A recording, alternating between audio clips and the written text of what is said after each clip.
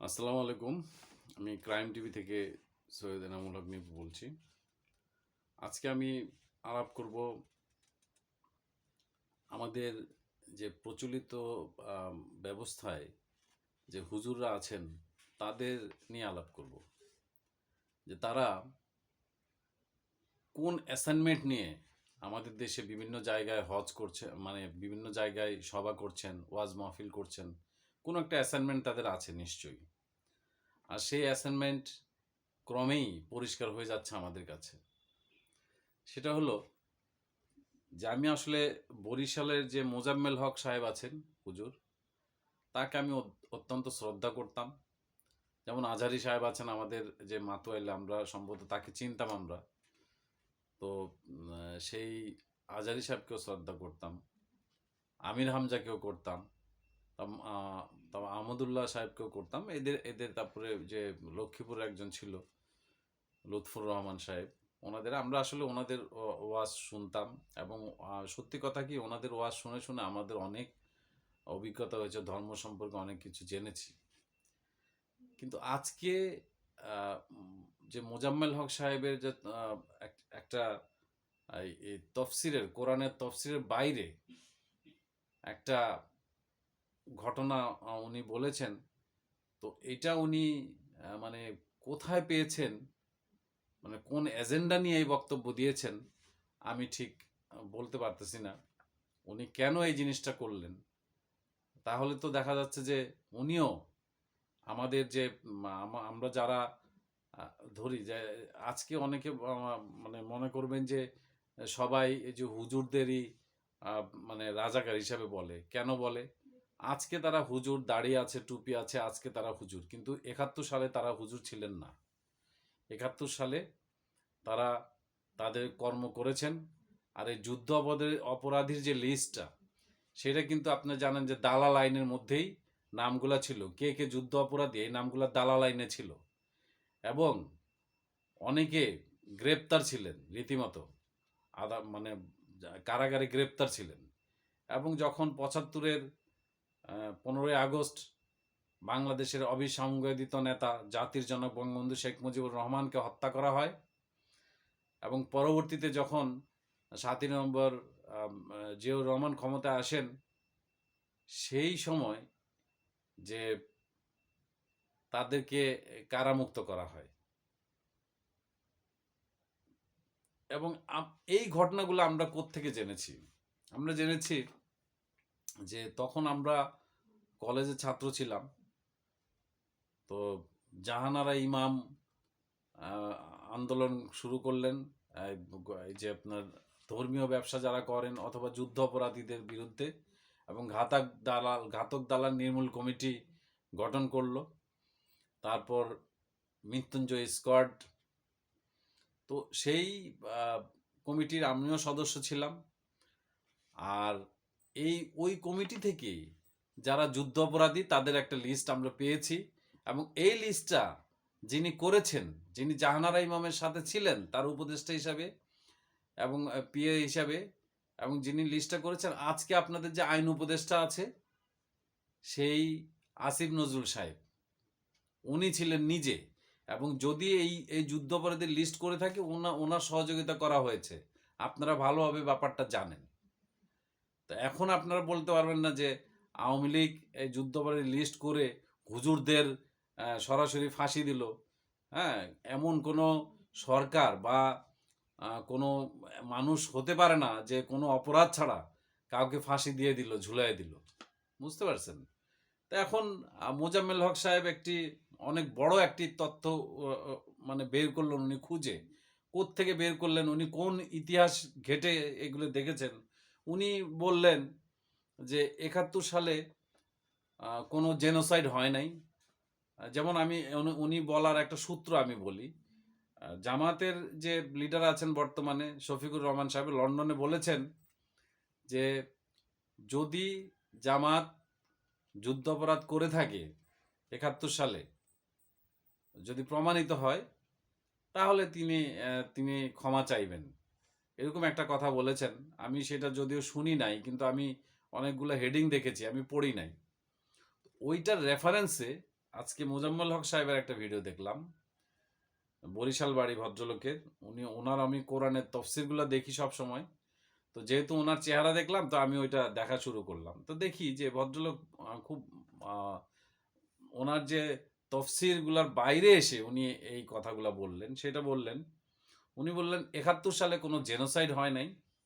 আর যুদ্ধ অপরাধীর যে আহ, ক্ষমা চাইবেন, তিনি বললেন যে যুদ্ধ অপরাধ কি করে হয়। তিনি আরেকটি কথা বললেন যে সেটা ছিল সেপারেশন ওয়ার। ৭১-এর যে মুক্তিযুদ্ধ ছিল, সেটা ছিল সেপারেশন ওয়ার, অর্থাৎ ভাগাভাগির একটা যুদ্ধ।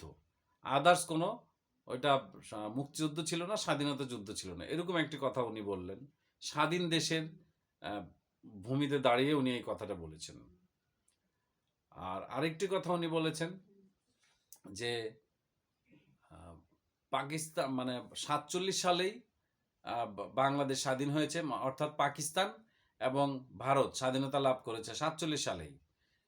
ভারত করেছে পাকিস্তান করেছে 14ই আগস্ট ৪৭ সালের, আর ভারত করেছে 15ই আগস্ট। তো পাকিস্তানের সাথে যেহেতু এই পূর্ব পাকিস্তান এটা ছিল বাংলাদেশ, এই হিসেবে পাকিস্তান হয়েছে। পরবর্তীতে বাঙালিরা নাকি মানে জাস্ট নিজেদের জন্য সেপারেশন করার জন্য যুদ্ধ করেছে। ওনারা আসলে যেমন পাকিস্তানিরা কোনো অত্যাচার করেনি তাদের উপরে। যদি যুদ্ধ অপরাধ হয়, তাহলে ওই পাকিস্তানের যে আর্মি আছে ৯৩,০০০ আর্মি যারা গ্রেপ্তার হয়েছে, সারেন্ডার করেছিলেন, তাদেরই নাকি যুদ্ধ অপরাধ হয়েছে। কিন্তু জামাতের হতে পারতো না, জামাত বা মুসলিম লীগের যারা জড়িত আছে তাদের হওয়ার কোনো প্রচেষ্টা, কারণ তারা নাকি যুদ্ধ অপরাধ করেনি ওনার ভাষে। কিন্তু আমি একটা কথা বলতে চাই, আপনারা যে এই কথাটা বললেন, উনি কোন লজিকে বললেন? উনি বললেন ৭১ সালে কোনো জেনোসাইড হয়নি। আপনি কি জানেন না যে ৭১ সালের 25শে মার্চ অপারেশন সার্চলাইটের নামে পাকিস্তানি সেনাবাহিনী আমাদের উপর ঝাঁপিয়ে পড়ে, আর তাদের সর্বাত্মক সহযোগিতা করেছে এই জামাত ইসলাম। তাদের সহযোগিতা করেছে কারণ পাকিস্তানিরা আমাদের গ্রামগঞ্জ, বাড়ি ঘর, কার কোন বাড়ি তারা কিন্তু চিনবে না। পাকিস্তান থেকে এসে কিন্তু তারা চিনবে না। একজন পরিচিত যারা আছে তারাই কিন্তু চিনাবে। আর সেই কাজটা করেছে আমাদের রাজাকার বাহিনী, রাজাকার আলবদর আল সামস। এদের মধ্যেই যাদের ফাঁসি হয়েছে, তারা এদেরই সদস্য ছিল। এই রাজাকার রাজাকার তারপরে আপনার আল আল সামস, আলবদর, এদের মধ্যে থেকেই ছিল। এবং শান্তি কমিটিতে তারা ছিল। কাদের মোল্লা সাহেব, তারপরে যাদের ফাঁসি হয়েছে কাদের মোল্লা সহ, এই যে কামরুজ্জামান সাহেব, তারপর আপনার নিজামি সাহেব, এদের তো আমি সেই ঘাতক দল নির্মূল কমিটির লিস্টেই আমি দেখেছি যে এই লিস্টগুলো আছে ওনাদের নাম। তার মানে আওয়ামী লীগ এটা নতুন করে বানায়নি, কারণ এই লিস্টটা করা হয়েছে বর্তমান যিনি আইন উপদেষ্টা আছেন আসিফ নজরুল সাহেব, তার তিনি লিস্টগুলো করেছেন। এখন আমি বলি যে বঙ্গবন্ধু শেখ মুজিবুর রহমান যে অবিসংবাদিত নেতা কি করে হলো, এটা যদি আপনারা মানে বুঝতে চান বা এটা যদি জানতে চান, আমি কি বলবো, আমার থেকে অনেক ভালো করে, আমি তো গতানুগতিক ধারার মতোই বলবো, তা আমার চেয়ে অনেক ভালো করে এটা গোলাম মাওলা রনি ভাই বলেছেন, এবং সম্ভবত আজকেই উনি বলেছেন। ভালো করে ওইটা শুনে নিয়েন, উনি খুব সুন্দরভাবে বলেছেন। তারপরে আমি আপনাদের ছোট্ট একটি কথা বলতেছি।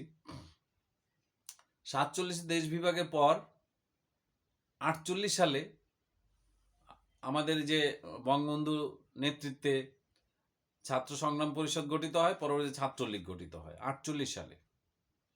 ৪৯ সালে আওয়ামী মুসলিম লীগ গঠিত হয়, পরবর্তীতে মুসলিম শব্দটা তুলে দেওয়া হয়। এবং এই সময়গুলাতে আপনার হোসেন শহীদ সোহরাওয়ার্দী সাহেব, মাওলানা ভাসানী সাহেব, শেরেবাংলা AK ফজলুল হক সাহেব, ওনারাও ছিলেন। ওনারা অন্য মাপের রাজনীতি ব্যক্তিত্ব, ওনারা অন্যভাবে করেছেন।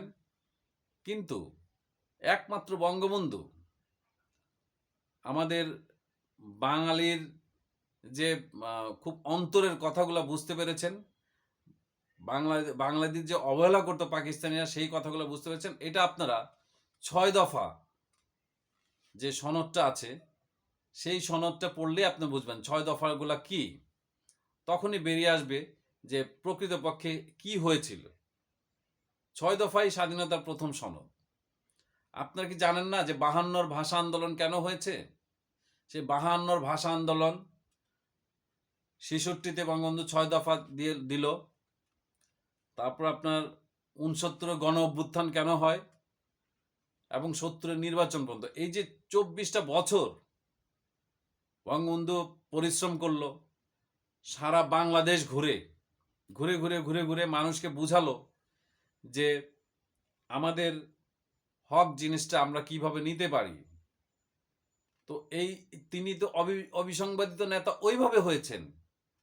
এবং পরবর্তীতে আমাদের যখন পাকিস্তানিরা আমাদের হামলা করলো, এবং এইটা সত্য কথা, একটি সত্য কথা উনি বলেছেন, এবং এইটা আপনার ওই যে তাজউদ্দিন সাহেব, মরহুম তাজউদ্দিন সাহেবের মেয়েও বলেছেন, বড় মেয়ে সোহেল তাজের বড় বোন, তিনিও বলেছেন যে বঙ্গবন্ধু স্বাধীনতা পক্ষে ছিলেন না, ভারতও স্বাধীনতার পক্ষে ছিলেন না, ওনার বক্তব্য।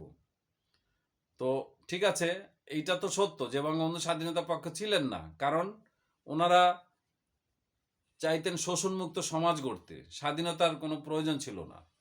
ওনারা ওনাদের দাবি, পূর্ব বাংলা যে বাংলাদেশটা, তার যে দাবি, সেই দাবিগুলো আদায় করার চেষ্টা করেছেন। শেষ পর্যন্ত 6 দফা দিয়েছেন, স্বায়ত্ত শাসন চেয়েছিলেন।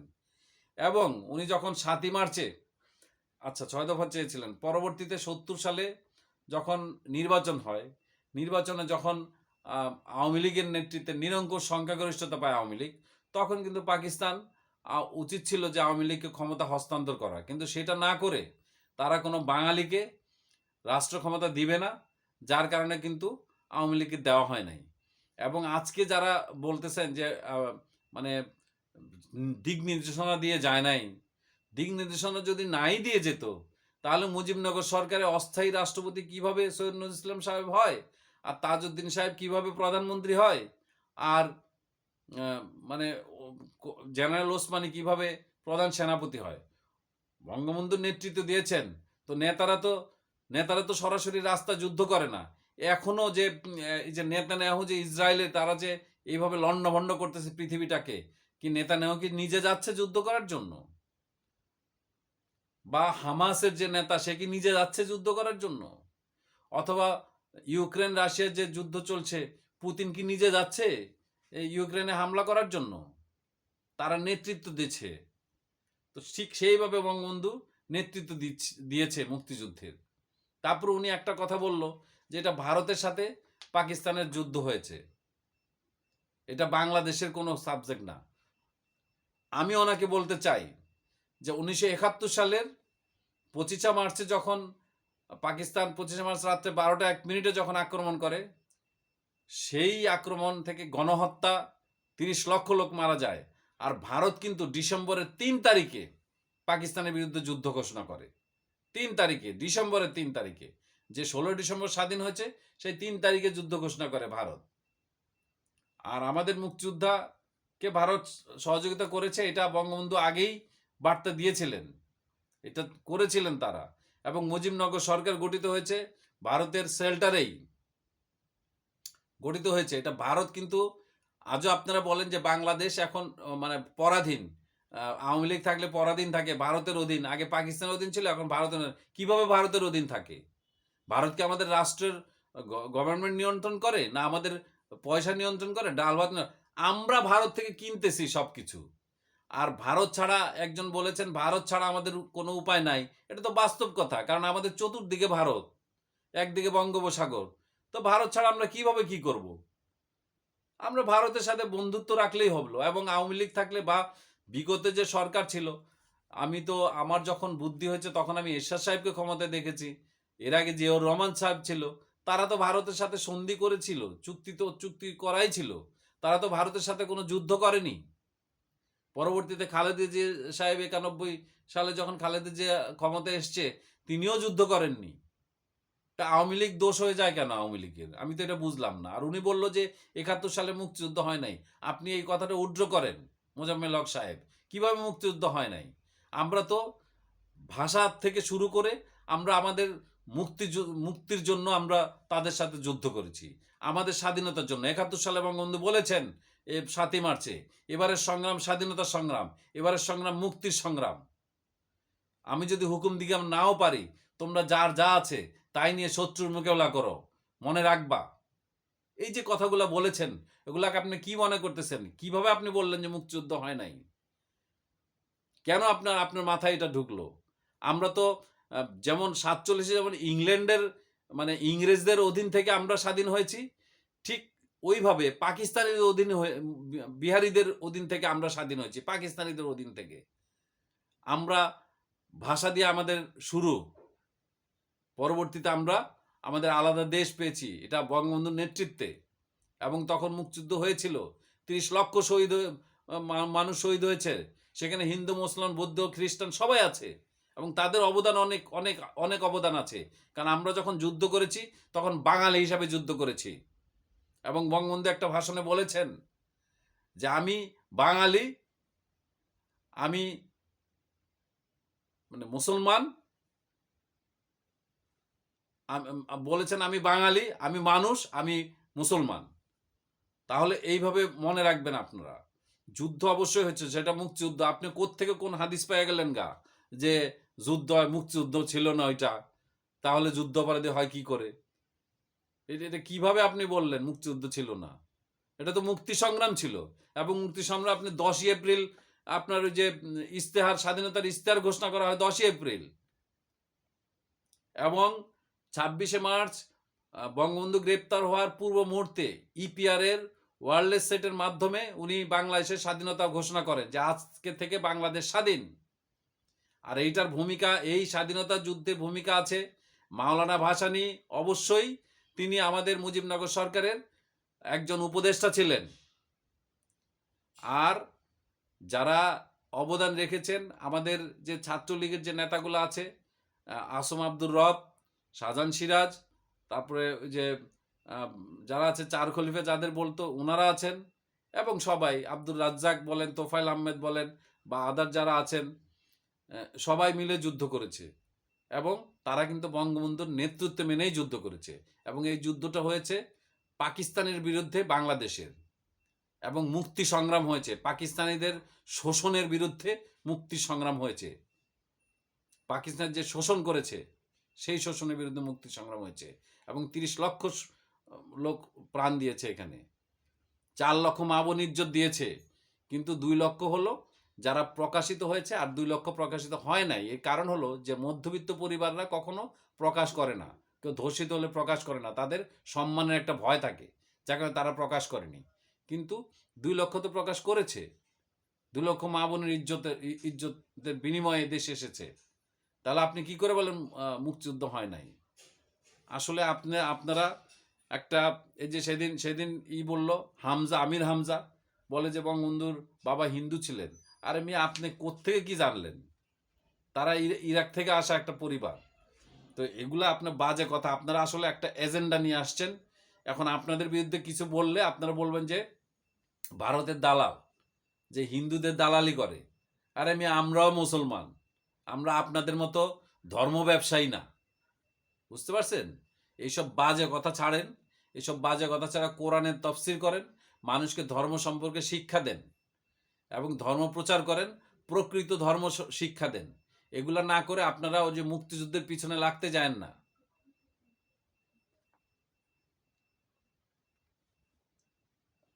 আল্লাহ হাফেজ। আমি আর কোনো কিছু বলতে চাই না। আপনারা বুঝে নেবেন ব্যাপারটা, যে আমাদের এখানে মুক্তিযুদ্ধ হয়েছিল এবং 9 মাস আমরা যুদ্ধ করেছি।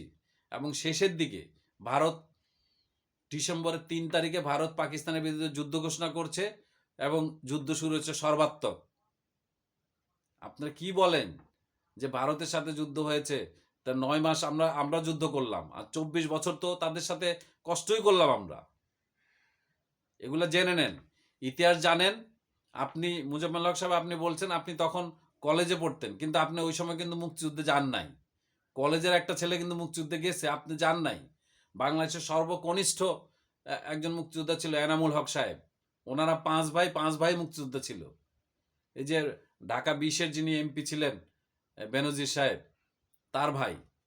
তা আপনারা এত ছোট বাচ্চা যদি মুক্তিযুদ্ধে যেতে পারে, তা আপনি যান নাই, আপনি কলেজে পড়তেন, তা আপনি যান নাই দেখেই আপনি এটা বলতে পারতেছেন যে মুক্তিযুদ্ধ হয় নাই। হ্যাঁ, এটা সেপারেশন ওয়ার হয়েছে। আসলে আপনাদের সবার মানসিকতাগুলো এরকম। যারা ধর্ম ব্যবসা করে তাদের মানসিকতা এই টাইপেরই। কারণ আপনাদের ধর্ম ব্যবসা বন্ধ হয়ে গেলে, আওয়ামী লীগ ক্ষমতা আসলে আপনাদের ধর্ম ব্যবসা বন্ধ হয়ে যায়। বুঝতে পারছেন? অথচ বাংলাদেশে বিশ্বের কোথাও নজির নাই যে বাংলাদেশের 577টি অত্যাধুনিক মসজিদ নির্মাণ করেছে শেখ হাসিনা। আপনি কি একবার জানেন? সেই জিনিসটা মনে আছে?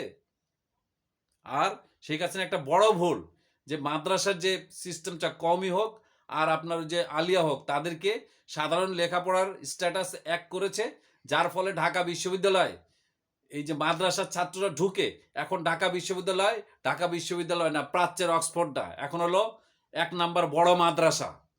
এবং এইখানে ছাত্রলীগের ভিতরে ঢুকেছে মাদ্রাসার পোলাপান, যারা হেলমেট পরে মানুষের উপরে অত্যাচার করতো, ছাত্রলীগের বদনাম করতো। আজকে তারা বেরিয়েছে। এই সমন্বয়ক রূপী যে শিবিরের সভাপতি, শিবিরের সেক্রেটারি, সব ঢাকা বিশ্ববিদ্যালয়ের ছাত্র। আগামীতে জানবেন, আপনারা এগুলা ভালো হয়ে যান, ভালো হয়ে মানুষে, আপনারা শুধু ধর্ম নিয়ে কথা বলেন, মানুষকে ধর্মীয় অনুভূতির ভিতরে নিয়ে আসেন। আপনারা রাষ্ট্র নিয়ে কথা বলেন না, কারণ রাষ্ট্রের কোনো কিছু আপনারা জানেন না। বুঝতে পারছেন? আল্লাহ হাফেজ। জয় বাংলা, জয় বঙ্গবন্ধু।